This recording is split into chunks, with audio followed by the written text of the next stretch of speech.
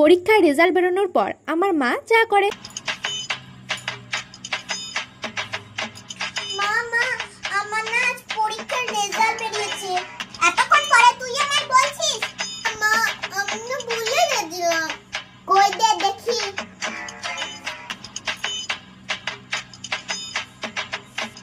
সবে এ মনা মনা তো বাবা পায়ের ঘাম মাথায় ফেলে কত কষ্ট করে রোজগার করে দিয়ে পড়াই তোকে, আর তুই এই রেজাল্ট করেছিস? তোর মাসির মেয়ে সবে এ প্লাস পেয়েছে আর তোকে দেখ মূর্খ হয়েই থেকে গেলি।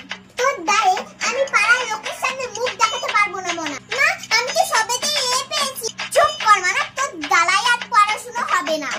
তুই দাও পোষায় আর না হবে না কেন? সারাদিন ফোন নিয়ে বসে থাকা হইয়া গেল, এবার সব দোষ ফোনের দোষ। এটা তোর ফোনটা দে।